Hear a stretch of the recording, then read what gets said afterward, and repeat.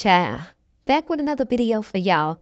In this first clip I'm going to play, it is a substitute teacher giving her testimony, and I just want y'all to listen to it and tell me what y'all think. How long have you worked at J.E. Clark? Like 25 years. Oh, I want to take your attention back to January 9th and 10th of 2024. During that time, and I guess the months leading up to that, were you familiar with someone by the name of Neziah Harris? Yes. And how were you familiar with her? She was a student at our school. And how long had you known Neziah for? Since first grade. So, and what grade was she in at that time? Eighth grade. On the 9th? Eighth. So you've known her roughly for 7 years? Mm-hmm. Yes. Okay. You said you're a substitute teacher at J.E. Clark. How do you get assigned to different classrooms? If a teacher is absent or if they on prep, then I go to their classroom. And were you in Neziah's class on January 9th? Yes. And were you in Neziah's class on January 10th? No. Sorry, were you the teacher assigned to Neziah's class on the 10th? No. Okay. Who was that teacher? I don't know. But you were on the 9th? Yes. And on the 9th, was Neziah present in that classroom? Yes. And do you remember, if you remember, what she was wearing? I think she had a plaid jacket on and some blue jeans. How sway. This woman just said she had on a plaid jacket with some blue jeans on. How was that? Because in that picture that she that's floating around the last day of her at school is not a plaid jacket. Let me show y'all. What is plaid about this outfit she got on? Nothing at all. That's what I'm steady telling y'all. Everybody that speaks about Neziah speaks something totally different. Nothing not even close the same at all. Ain't nothing plaid about what she got on right here. Let's keep going. It was like a winter jacket, but it was like plaid.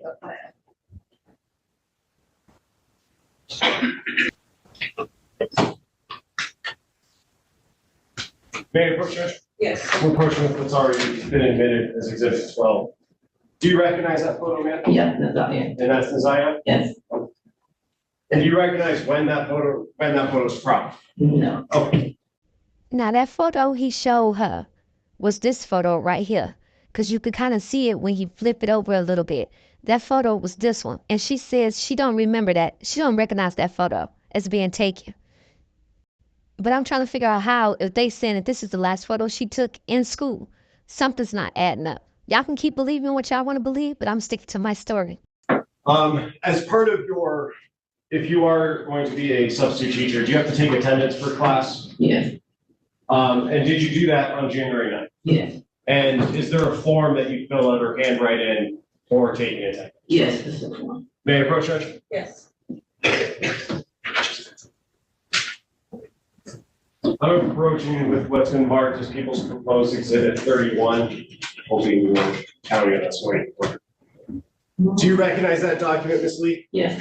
And is that an attendance document from Yes. J.E. Clark? Yes. And is that for Neziah's class? Yes.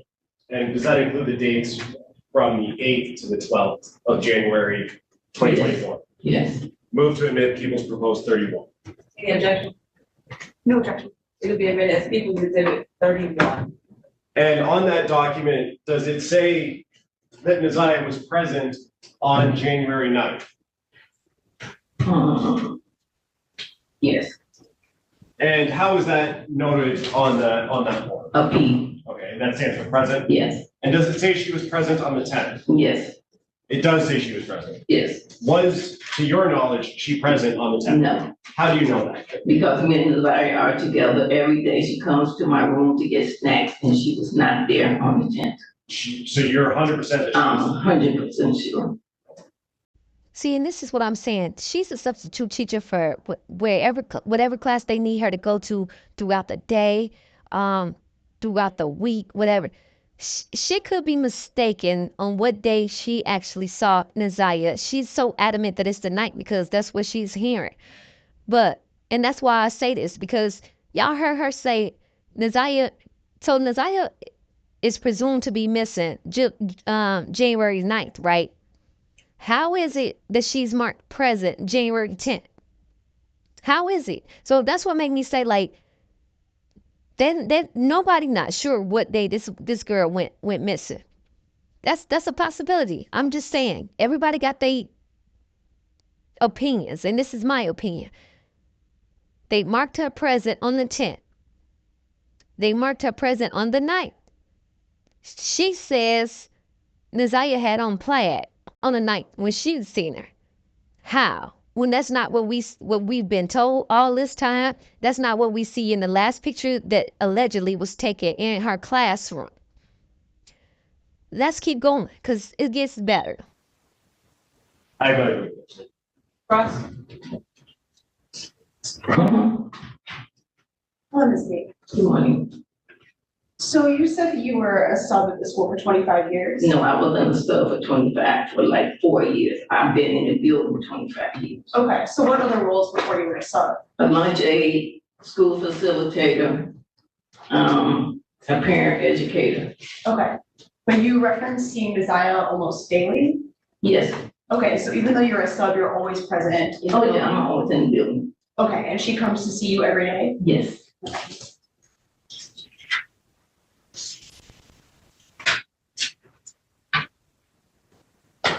What are those interactions usually like? Most of the time, me and Naziah, she comes, she pick up her breakfast. We talk in the hallway for a few minutes. She go to class, then at lunchtime, we see each other again because I have a snack bar in my room, and she usually come in there and get some snacks off the bar. Okay, so when you say pick up her breakfast, is that part of your role? No, that's not part of my role. That's in school. They have the breakfast sitting in the hallway, and they just pick their breakfast up. Okay, but she stops by to see you? Yes, she stops by. to see me. Okay, and does she do that on the 9th? Yes.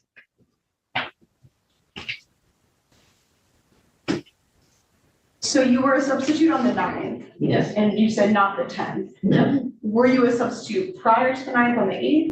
I'm a substitute every day. in the I'm sorry, building. her specific class. I can't remember I was in her class or not that day. Okay, Yeah, I heard her ask her about what about January the 8th.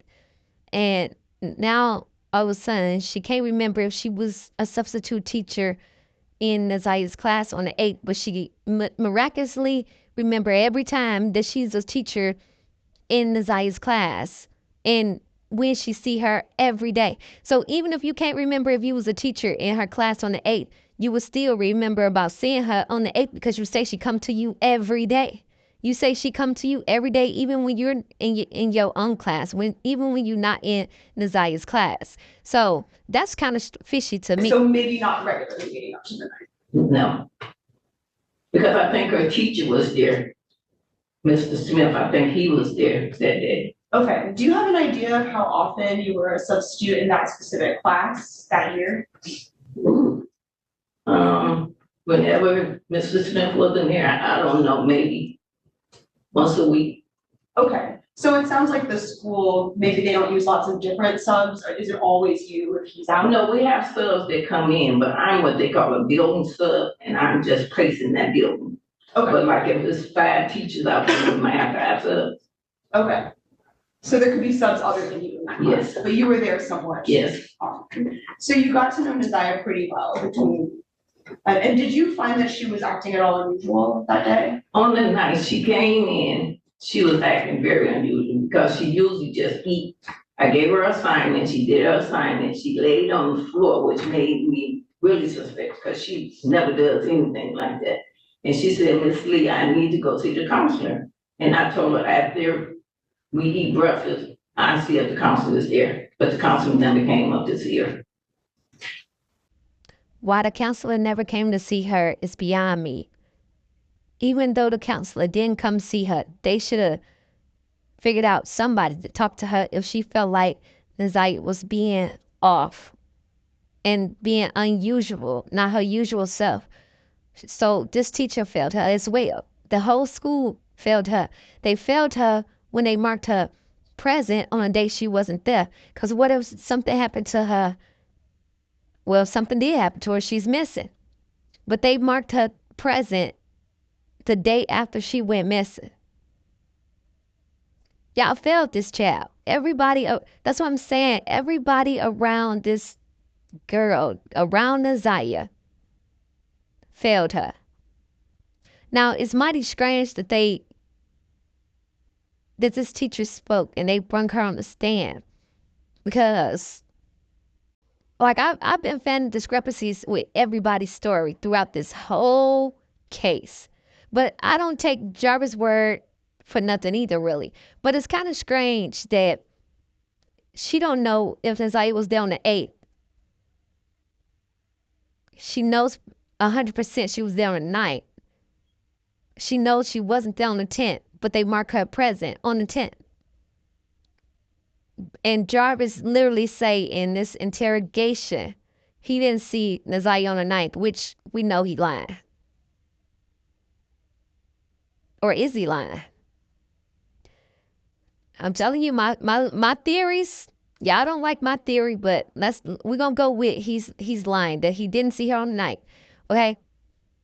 He says the last day he saw her was the 7th. In this interrogation that I'm finna play for y'all. That's strange that he says he see her. The last day he see her was on the 7th. And then the school don't know if they saw her on the 8th. But they did see her on the 9th. And they didn't see her on the 10th. But they marked her present on the 10th. I'm just saying, y'all. I'm just putting together what they saying and what they present. And I'm showing y'all. I'm breaking it down. That's all I'm doing. So let's watch this interrogation. When did she go missing? January 9th? So if you know, like, how long, when was the last time you saw her before that? Like when did she be, you know? I want to say like 2 days before. 2 days before? Okay. Yeah. 2 days before I said that. You were all at the house? Because you're kids. I put up all the time. Yeah. So y'all heard him say, because he asked him, when did she go missing January 9th, right? And he was like, when was the last time you seen her? And he said 2 days before that, meaning 2 days before the 9th, which will be January the 7th. Now, something else that is strange, and I don't know why. Maybe he's just fucking dumb, or I don't know. Maybe he's just a fucking idiot. But this man literally says Naziah was not with him when him and King went to Ypsilanti. He said it was just him and King. Y'all listen to this recording. Why he would say this is I don't fucking know, because they all testified against him. I mean, he you know, people seen her with you. If this really did happen, you know they really seen you with this girl. Why would you sit in an interrogation and say she wasn't with you if she was with you? That's what I'm saying. Like, I don't know, y'all. Could it be? Could it just possibly be that these people are doing what the police want them to do? I kind of showed y'all that in previous videos, that they told King basically to say what they wanted him to say, and they'll work out something with him with his parole. And none of the times add up with King, with Jarvis's sister, or with King's sister-in-law saying that she saw her at her house. So I just want y'all to hear this. This is gonna blow y'all fucking mind. This man literally said Naziah was not with him when he went to Ypsilanti. Listen. And playing clip 3. He said something like he was on tether. Okay, so the Mission Department of Corrections sent us his stuff, and they said, hey, this is where I was, right? He had to be in by 9 o'clock. Yeah, but he had talked about a day, I don't remember which day it was, but he had talked about going out to Ypsilanti to drop a car off that was repaired. And he had mentioned you were there, and he mentioned Zion was there. But I didn't know, that's why I'm asking, I'm not telling you, I'm just mentioning what he's saying. I'm not saying that, right? But,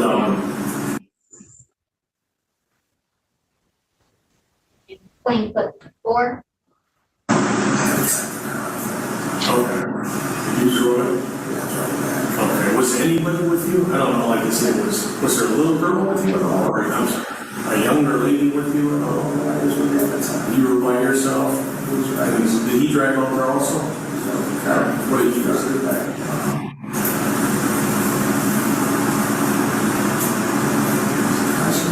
Oh, okay, no, I'm just wondering if it was like his car or His car. Oh, okay. And flip 5. Alright, so like that night, like after you dropped off and did all that stuff, did you hotel or did you stay at home that night? No. Alright. Yeah, I heard that he literally said that Naziah wasn't with him, that it was only him and King. King was driving his vehicle, and he drove the other car back to Ypsilanti. And he says when he came back, he went and got him a room. He didn't go home. He just went and got a room, I guess because he was tired or whatever the case may be.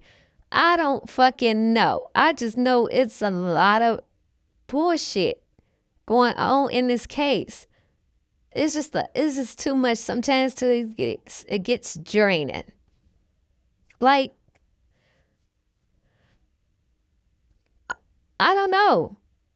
I don't know. It's just a lot. Like I said, he gotta be a fucking idiot, a moron, to sit here and lie and say this girl wasn't with him. If everybody say they seen her with him. But let's keep going. And then so we have this. I don't know how many of y'all caught this, but I went back and I caught it. This is what I'm saying. It's no fucking limits to what Shannon would do, guys. It really isn't. If she take her dumb ass on a podcast pretending to be her brother only for us to realize that it's her because she end up getting out of body. Like you could tell it's her from the beginning, but I think it went over people's head. But she end up getting out of body, out of character, going off, and you can really tell that it's Shannon. This lady really called in to Mark D's podcast and said, "Hello, this is Shannon's brother, Florentino." And then she starts going in. Y'all listen, just listen. This is bizarre. This is fucking crazy. What's going on, Carla? Somebody called from the page plus phone again. Yo, can you hear me? Yeah, see, they playing. They listening. When you call, right, turn to the caller. Who this? Where you calling from? This is Shannon's brother. My name is Florentino. I was calling because I wanted to piggyback off on a lot of the stuff that's going on right now, or what's being said. Well, first of all, my mother is not some woman to be made out as a monster, first and foremost. It's 7 of us that grew up in a household. We was all raised under a sound roof, a mother who loves and cares and support each and every last one of us. It's nothing that we could not go to her and talk about. But for them to sit here and to make her out like she condones this, like she accepting somebody to touching or rape her grandchildren.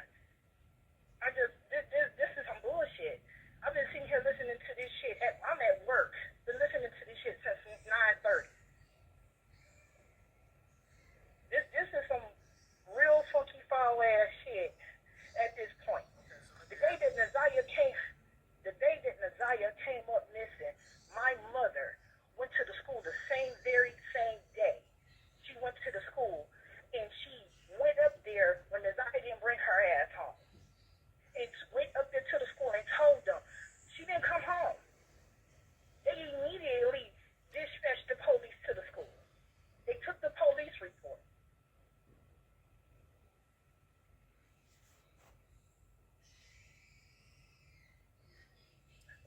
So the day she went missing, they dispatched, they filed a police report with DPD, not the, They filed the police report with Detroit Police Department. My mother got up to the school at 7:20 p.m. She got up to the school. They sitting here making her out like she's a fucking monster, like she's sitting back and condoning that Jarvis is touching or raping her grandchildren. I have sat here and listened to Kenya's ass. I have sat here and listened to Rod's motherfucking ass. I have sat here and listened to all this bullshit. Everybody want to point the motherfucking fingers at everybody, but ain't nobody doing a motherfucking thing. Ain't nobody came and did shit. Ain't nobody came and passed out no motherfucking flyers. Ain't nobody did shit. But everybody want to voice their motherfucking opinion about what my mother should or shouldn't be doing. She got on that motherfucking air. She said what the fuck she said to the press, and that's all the fuck it should be. End of the motherfucking day. She loves her grandchildren just like she loves us. To the moon and back for each and every last one of us. Ain't no motherfucking little ass station going on in that house. I wasn't gonna even say nothing, but this whole thing from the beginning to the end has pissed me off. From even yesterday's live has pissed me the fuck off.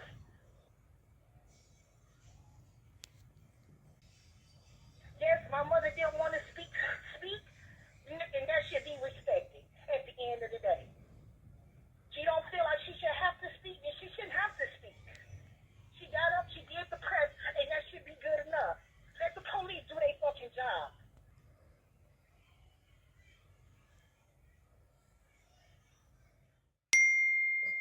My sister and Jarvis, she a grown ass woman. Let her deal with it and let her handle that. I'm not going to even touch off into the subject about that. That's her baby daddy. I'm sure when she got with him, she didn't know that shit off rip. Anybody that's me, somebody, I don't think a nigga gonna come up to a bitch and say, hey, I'm a pedophile. That shit been coming to years down the line.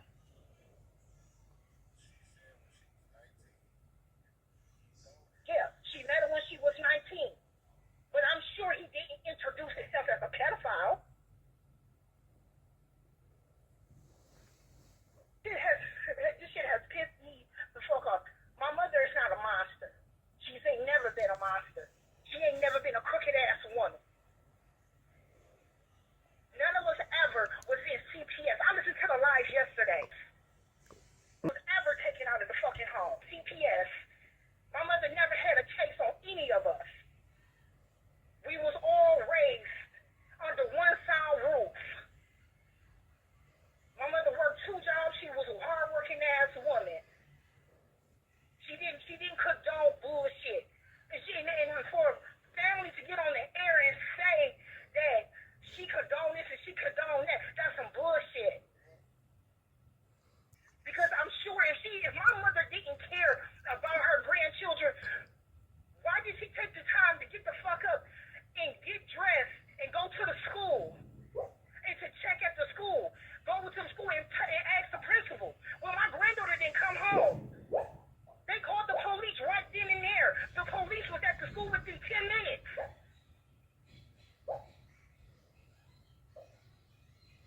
She loved her grandchildren. She doesn't just own her kids. And for her to get on the press, yes, it probably took a lot.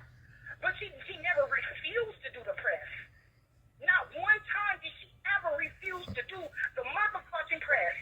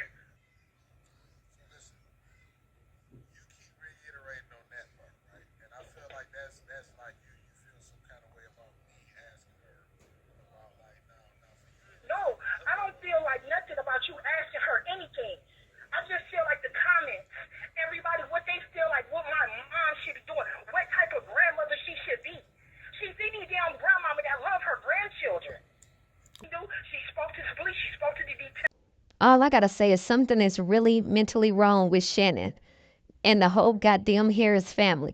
Because did y'all even hear her in there try to, when she was acting like she Florentino gonna say, and my sister didn't know that he was a pedophile. I don't think no real woman in their right mind is gonna date a pedophile. Da-da-da. She's an idiot. And when she went and did this, somebody should have tore off in her ass over there in that house. Because why? Just why? Y'all like, comment, subscribe, hit that notification button. I'm out.